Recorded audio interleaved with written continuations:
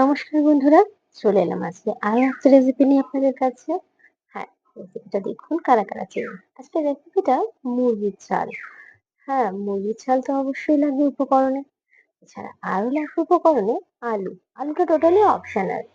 এছাড়া লাগবে পেঁয়াজ, কাঁচা লঙ্কা, লাগবে কুচনো টমেটো, এছাড়া লাগবে আদা রসুন বাটা, আর লাগবে এতে জিরে গুঁড়ো, লাগবে এতে ধনে গুঁড়ো, এছাড়া লাগছে এতে হলুদ গুঁড়ো, লঙ্কার গুঁড়ো, লাগবে এতে লবণ, আর লাগছে সর্ষের তেল, লাগবে এর মধ্যে গরম মশলা।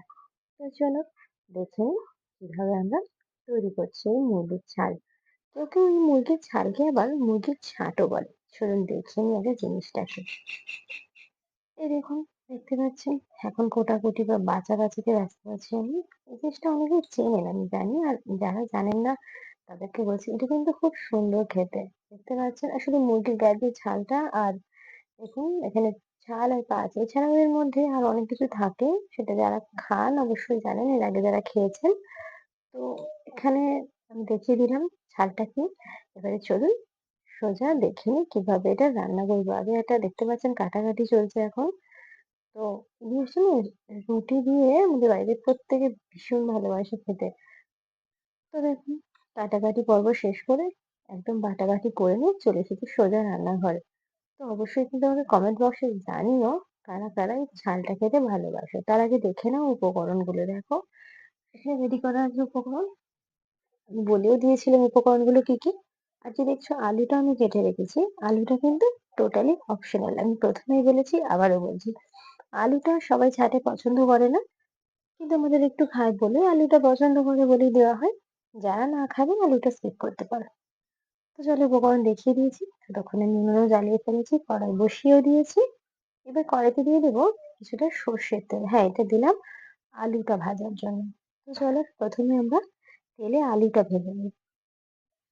দেখো আমাদের তেল গরম হয়ে গেছে, আলুটা ভেজে নিচ্ছি আমরা। দেখো আলুটা কিন্তু খুব সুন্দর করে ভাজতে হবে, খুব বেশি একদম লাল লাল করে ভাজার দরকার নেই, মোটামুটি একটু হালকা করে ভাজলে হবে। আর ভাজার সময় অবশ্যই আলুর মধ্যে লবণ আর একটু হলুদ দিয়ে দিও, এতে করে না কালারটা খুব সুন্দর আসে, আলুর যে রংটা হয় খুব সুন্দর রং হয়। তো দেখতে পাচ্ছ বন্ধুরা, আমরা কিন্তু এর মধ্যে নুন মানে লবণ আর হলুদ যেটাকে বলে দিয়ে দিয়েছি। তো এভাবেই কিছুক্ষণ আমরা এটাকে ভেজে নেবো। দেখো আমাদের ভাজা প্রায় কমপ্লিট হয়ে গিয়েছে। এবার আমরা এটাকে নামিয়ে নিচ্ছি কড়াই থেকে। তো চলো আলুটা ততক্ষণ আমরা নামিয়ে নিই, তারপরে আমরা মেন রান্নায় আসছি। তো দেখো প্রায় আলু নামানো হয়ে গিয়েছে। আসলে খুব আস্তে আস্তে নামাচ্ছি তো, যে পাত্রটা নেওয়ার সময় একটু ছোট, তো ওই জন্য। দেখতে পাচ্ছ কড়াইতে অল্প তেল ছিল, আমি আরেকটু দিলাম তেলটা। তেলটা দিয়ে এবারে এর মধ্যে বাকি থাকা উপকরণগুলো দিয়ে দেবো। প্রথমেই দেবো বেশ কিছুটা কুচিয়ে রাখা পেঁয়াজ। দেখো পেঁয়াজ কুচানোটা দিয়ে দিলাম। এবার এটাকে একটু ভালো করে ভাজা ভাজা করে নেবো। অবশ্যই খুব ভালো করে ভেজে নেবো। এই দেখো এসে গেছে আমার রাঁধুনি এতক্ষণে। ওকে নিশ্চয়ই তোমরা সবাই মিস করছিলে। তো দেখো রাঁধুনি পুরো পেঁয়াজটা ভেজে ফেলেছে। আমি উপর থেকে টমেটো কুচিটা দিয়ে দিলাম। এবারে টমেটোটা দিয়ে খুব ভালো করে ভাজতে হবে। দেখছো মানে আমার থেকেও এক্সপার্ট। দেখো আমি তোকে বলছি, ওরে ছেড়ে দে খুন্তিটা, ছেড়ে দে বাবা, দেখ ক্যামেরার দিকে দেখ, তোকে সবাই দেখছে। ও দেখে দেখো খুব খুশি হয়েছে ক্যামেরাটা দেখে। দেখতে পাচ্ছ খুন্তি দিয়ে মানে একদম পুরো পেঁয়াজ টমেটোটা নাড়াচাড়ায় ব্যস্ত, মানে আমাকে দেবে না, আমার থেকে কেড়ে নিয়ে নিয়ে নিচ্ছে। আচ্ছা এই সময় আমি একটু লবণ দিয়ে দিচ্ছি। আমার রাঁধুনি এসে আমার পুরোটা গন্ডগোল করে দিচ্ছে, মানে ওই রান্নাটা করবে তো। আমি কি দেবো না দেবো আমি নিজেই মাথা গোলমাল করে দিচ্ছে। দেখতে পাচ্ছ আমার হাত থেকে খুন্তি কেড়ে করে। আমি বলছি দেখ কি হচ্ছে এখানে। দেখো কিভাবে দেখছে। তো দেখো চলে গেছে, অনেক কষ্টে বুঝিয়ে বাজিয়ে ওকে পার করেছি। এবারে আমি বাকি মশলাগুলো দিয়ে দেবো। প্রথমে দিয়ে দেবো এর মধ্যে বেশ কিছুটা রসুন বাটা, দিয়ে দেবো আদা বাটা। আপনারা আপনাদের পরিমাণ মতো দেবেন। দেখতে পাচ্ছেন তেল চলে এসেছিল, আবার পাঠিয়েছি। এবারে ওইগুলোকে একটু বেশ ভালো করে ভাজা ভাজা করে নিয়ে দিয়ে দেবো গুঁড়ো মশলা। প্রথমে দিয়ে দিলাম হলুদ গুঁড়ো, এরপর এর মধ্যে দিয়ে দেবো জিরে গুঁড়ো। সবই পরিমাণ মতো দেবেন। দিয়ে দেবো ধনে গুঁড়ো। ধনে জিরেটা একটু কম দেবেন আদা রসুনের তুলনায়। অবশ্যই পরিমাণ মতো দেবেন, যেরম বুঝে আমরা দেওয়া হয় ঠিক সেভাবে দেবেন। এভাবে মশলাটা কিছুক্ষণ কষিয়ে নেবেন। আপনারা চাইলে এই পর্যায়ে কিন্তু একটু সামান্য জলও দিতে পারেন। তবে আমি জল দিইনি, একেবারে ডাইরেক্ট ছাঁকটা দিয়ে দিয়েছি। এবার ছাঁকটাকে দিয়ে খুব ভালো করে আমরা নাড়িয়ে চাড়িয়ে একদম কষিয়ে নেবো। ঠিক যেভাবে আপনারা মাংস কষান ওইভাবেই কিন্তু বেশ কিছুক্ষণ ধরে এটাকে কষাতে হবে। আর এটা যখন হয়ে আসবে বোঝা যাবে থেকে সুন্দর তেল ছেড়ে যাবে। দেখুন এইভাবে বেশ কিছুক্ষণ আমরা নাড়িয়ে চাড়িয়ে এটাকে কষিয়ে নেব। আপনারা অনেকেই হয়তো ভাবছেন যে সব মসলা দিলাম কিন্তু লঙ্কাটা দিইনি। আসলে লঙ্কাটা যারা আমার ভিডিও দেখে জানে বেশিরভাগ তরকারিতে লাস্টে দিই। দেখুন দিয়ে দিলাম আলুটা। আসলে এখানে আলুটা দিয়ে কিছুক্ষণ ভাজা ভাজা করে নিতে হবে।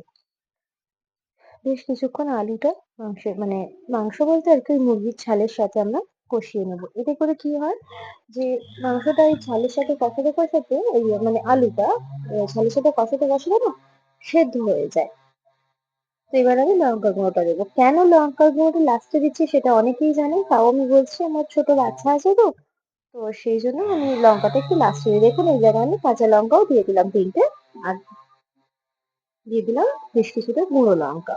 আপনারা আপনারা যে যেমন ঝাল খাবেন ঠিক সেই ঝালটা বুঝে ঝালটা দেবেন। তবে একটা কথা যে ছাঁটের তরকারি কিন্তু একটু ঝাল ঝাল বেশ ভালোই লাগে। তো দেখুন আমার কষানো হয়ে গিয়েছে আর রংটা দেখছেন কত সুন্দর এসছে কষাতে কষাতে। দেখুন জলটা দিয়ে দিলাম। পরিমাণ মতো জল দেবেন যাতে ছাড়টাও সেদ্ধ হয়ে যায় খুব সুন্দর করে। আলুটা তো মানে অর্ধেকটা সেদ্ধ হয়ে আছে, বাকি অর্ধেকটা যেন সেদ্ধ হয়ে যায় সেই বুঝে আমি আরেকটু জল দেবো। আমার একটু কম মনে হয়েছিল তাই আমি একটু দিয়ে দিলাম। দিয়ে এবার ভালো করে এটাকে নাড়িয়ে চাড়িয়ে ওপর নিচ করে এবারে কিছুক্ষণ এইভাবেই হতে দেবো ঢাকা চাপা দিয়ে। চলুন ফিরে আসছি কিছুক্ষণ। দেখুন ফিরে এসছি আর দেখতে পাচ্ছেন রংটা কত সুন্দর এসছে, কি দারুণ তেলছেড়ে একটা কালার এসছে তরকারিটা। চলুন নাবিয়ে নিয়ে পুরো ব্যাপারটা দেখাচ্ছি কেমন হলো। তো দেখুন নাবিয়ে ফেলেছি। এবার হ্যাঁ নাবিয়ে ফেলার পর এই পর্যায়ে আমি এখানে দিয়ে দিলাম বেশ কিছুটা গরম মশলা বাটা। আপনারা চাইলে গুঁড়ো গরম মশলাও দিতে পারেন। গরম মশলাটা অবশ্যই দেবেন আর রেসিপিটা বাড়িতে অবশ্যই ট্রাই করবেন বন্ধুরা। রেসিপিটা কিন্তু দারুণ লাগে। রেসিপি ভালো লাগলে অবশ্যই লাইক কমেন্ট শেয়ার করুন আর আমার চ্যানেলে সাবস্ক্রাইব করুন। আজকের মতো নমস্কার।